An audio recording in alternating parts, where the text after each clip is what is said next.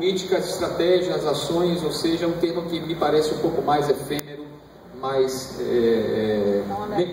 uma espécie de metáfora para pensar um novo momento para a cultura. Nessa perspectiva, o Ministério começa a tratar a economia da cultura como algo mais amplo do que a noção de economia criativa.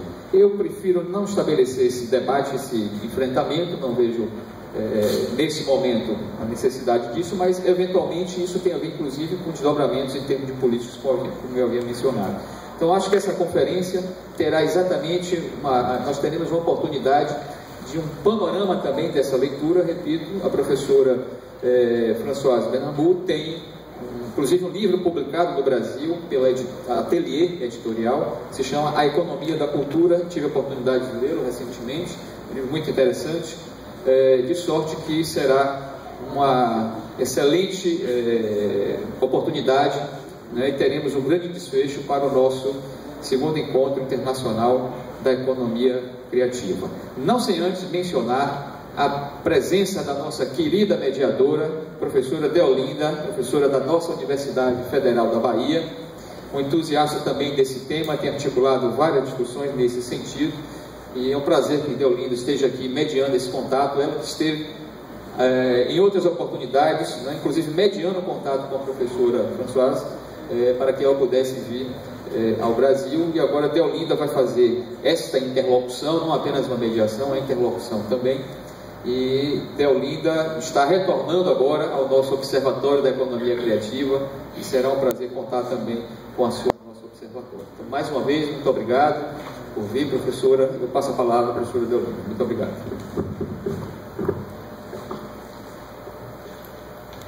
Boa tarde, muito obrigada ao ODEC, muito obrigada ao Messias, a Daniele, ao Leonardo, enfim, a todas as pessoas que fazem parte do grupo. Obrigado às meninas da produção que tem sido. Então, só quem faz evento sabe o que é produzir um evento.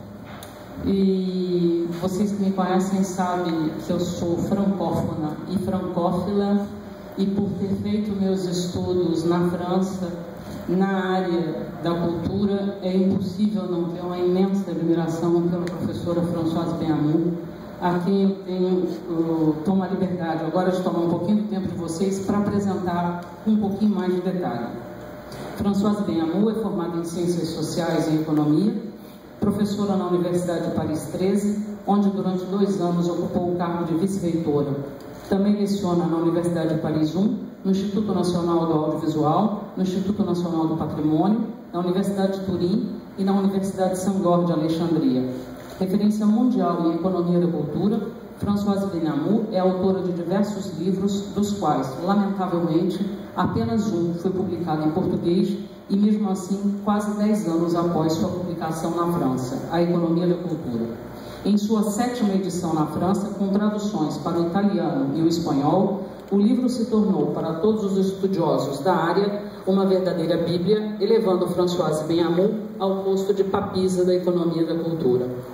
É membro do Conselho da Agência Reguladora das Comunicações Eletrônicas e dos Correios, ARCEP, na França, membro do Comitê de Administração e do Comitê Científico do Museu do Louvre, do Comitê de Administração do Instituto Nacional do Patrimônio, do Círculo dos Economistas e membro do Conselho Consultivo de Programas do canal de televisão Arte. Seus livros mais recentes são o livro Na Era Digital, Papel e Telas, Rumo a Novas Andanças, publicado pelas edições Dicéia 2014, e mais recentemente Política Cultural, Fim de Partida ou Nova Temporada, lançado em junho último pela Documentação Francesa, no qual ela fala sobre o desenvolvimento digital, as restrições orçamentárias, a influência das regulamentações europeias, numerosos fatores externos que questionam os fundamentos da política cultural. Será que a exceção francesa ainda é um modelo quando os pontos de referência estão mudando? Li o livro ontem e só espero que não precisemos esperar 10 anos para tê-lo em português. Nossos alunos e nós mesmos precisamos dessa referência. Passo a palavra à professora Françoise Benamou e depois eu volto para o bate-papo com vocês. Uma boa palestra a todos e que a gente tenha um encerramento digno dessa festa bonita que foi organizada pelos produtores e pelos organizadores do segundo Encontro Internacional de Economia Criativa. Merci beaucoup Delinda pour cette présentation que je ne mérite pas. Merci beaucoup surtout aussi à l'université de Bahia et à l'OBEC pour cette invitation. C'est toujours un bonheur de venir au Brésil. Je suis venue souvent, mais je n'étais pas encore venue à Salvador de Bahia et je découvre une ville somptueuse et pleine de diversité, cette diversité brésilienne qu'on trouve dans les rues déjà et qui est extrêmement émouvante. Donc je voudrais vraiment très sincèrement vous remercier et vous dire qu'en plus c'est très important pour nous, Français, d'être là au Brésil ou dans d'autres pays dans ces jours-ci, à la suite des attentats qui ont frappé notre pays, parce que ces attentats ont frappé ce qui fait la créativité de ce pays, c'est-à-dire des lieux culturels, un théâtre, puisque les terroristes se sont attaqués à un théâtre au centre de Paris, et puis les jeunes dans leur mode de vie, puisque ce sont tous des jeunes, pratiquement tous qui sont morts, et donc je voudrais aussi leur rendre hommage et vous remercier tout particulièrement de me donner l'occasion de parler de culture et de créativité dans ce contexte. Voilà, alors j'ai choisi donc comme titre pour cette conférence ce titre-là, les multiples facettes de l'économie créative, car ce qui frappe, et d'ailleurs ce qui frappait dans les présentations précédentes, c'est à quel point cette économie à la fois culturelle et créative est diverse. Et donc je me suis interrogée sur la question suivante, où donc se trouve la créativité, qu'est-ce qu'on entend par là, et pour ne pas en faire ce que nous Français nous appelons des mots valises.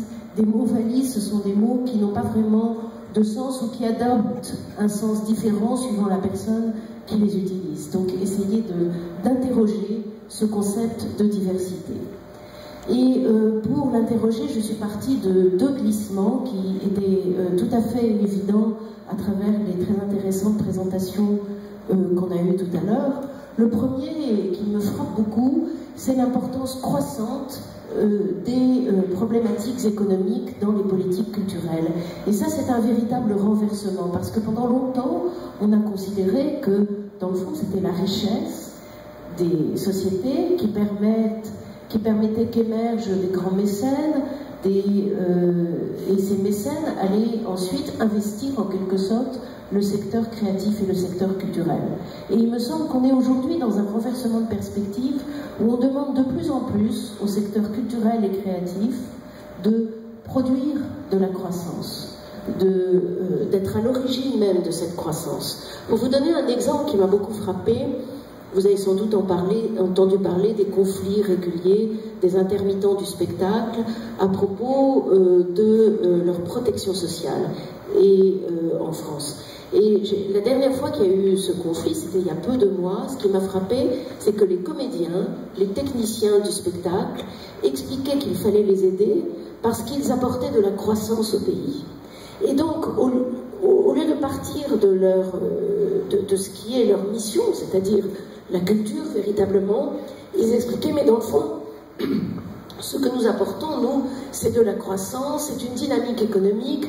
Regardez par exemple les festivals où il y a des emplois qui sont créés, il y a des touristes qui dépensent de l'argent. C'est vrai, mais en même temps, partir de là pour expliquer à quel point l'État devait investir de l'argent dans la culture, c'est une espèce de renversement où l'économie devient presque première par rapport à la question culturelle. Alors ce renversement, il n'est pas neutre, et je reviendrai là-dessus. Le deuxième glissement qui me semble tout à fait important est celui justement de culture vers créativité. Pendant longtemps, on a raisonné, c'est ce qui a été dit d'ailleurs tout à l'heure, on a raisonné sur la culture et on essayait de réfléchir au périmètre occupé par la culture. Et puis petit à petit, effectivement, sous notamment l'influence d'une conception très anglo-saxonne et très anglaise en particulier, on s'est mis à réfléchir à la créativité. Et ça n'est pas la même chose. Ce glissement constitue une espèce d'élargissement du concept. La culture, je ne dis pas que c'est restreint, mais enfin on voit que ça va correspondre à un certain nombre de secteurs. La créativité, on va élargir le concept. Alors dans le fond, c'est quelque chose qui est assez intéressant parce que ça permet sans doute une meilleure prise en compte de ce qu'est la culture et de ce qu'est la créativité dans l'époque contemporaine où la créativité est un élément central qui peut expliquer en grande partie la capacité de secteurs économiques à innover. Mais en même temps, ce glissement a au moins un inconvénient sur lequel on aura l'occasion de revenir. C'est un risque de dilution des problématiques de politique culturelle. Qu'est-ce que je veux dire par là? À partir du moment où, dans le fond, la créativité est partout, eh bien, dans le fond, la nécessité de soutenir les secteurs culturels à travers une politique publique s'impose moins. Parce qu'on se dit, il s'agit de toute l'économie. Et donc, pourquoi soutenir spécifiquement la culture? Puisque, finalement, la créativité est partout. Si elle est partout, il n'y a pas nécessairement lieu de mener une véritable politique culturelle. Et donc, on va voir la culture à la fois gagner quelque chose, parce qu'elle fait la démonstration de l'importance de la créativité, et en même temps perdre quelque chose. Elle perd quelque chose dans la démonstration de sa spécificité, et donc de la nécessité d'une politique culturelle. Je vous donne juste un exemple. Il y a une loi sur le prix unique du livre en France, qui a été votée en 1981, lorsque la gauche est arrivée au pouvoir, quasiment à l'unanimité du Parlement, et c'est une loi qui est destinée à préserver la diversité culturelle dans le domaine du livre. Mais l'argumentaire de cette loi, le premier argument qui était avancé, c'était que le livre n'est pas un produit comme un autre. Donc l'idée d'une spécificité, d'une originalité, de quelque chose qui met la culture à part de l'économie générale et à l'écart du marché. Quand on parle de créativité, dans le fond, on essaye d'élargir le champ de la culture, et à ce moment-là, on sort la culture de son domaine spécifique, on prend un risque, et ce sera peut-être l'objet de notre discussion, car je crois que c'est un point tout à fait important. Alors à partir de là, je voudrais développer 4 points sur cette affaire de créativité. Le premier, je voudrais essayer de vous montrer que la culture a été le laboratoire, en quelque sorte, de l'économie générale sur beaucoup de sujets. J'en évoquerai plusieurs, certains ont trait au numérique, d'autres non, mais mon idée c'est que les secteurs créatifs, et tout particulièrement la culture, ont un caractère précurseur. Ils aident à comprendre les évolutions de l'économie générale. Et ça, c'est quelque chose de tout à fait crucial. Mon deuxième point, ce sera à propos de la créativité. Il me semble que la créativité, ce qu'elle a d'important, c'est qu'elle est la matière première de l'économie générale. Elle va irriguer, en quelque sorte, le reste de l'économie. J'essaierai d'expliquer de quelle manière et avec quelles limites en même temps. Mon troisième point sera sur la valorisation de la créativité, qui est un véritable défi pour les industries de l'immatériel, pour l'économie de l'immatériel. Elle passe notamment par les droits de propriété intellectuelle, par exemple, et on sait que la valorisation est soumise à beaucoup d'aléas, avec notamment l'irruption de l'économie numérique. Et mon dernier point, ce sera la conclusion, pour essayer d'interroger la politique publique, justement, si la créativité est importante. Comment développer une politique publique?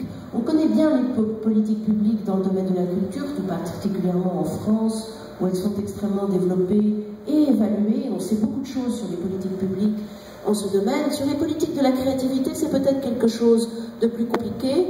Est-ce qu'il faut accompagner la créativité? De quelle manière? Avec des aides publiques, avec peut-être aussi des dispositifs fiscaux, avec d'autres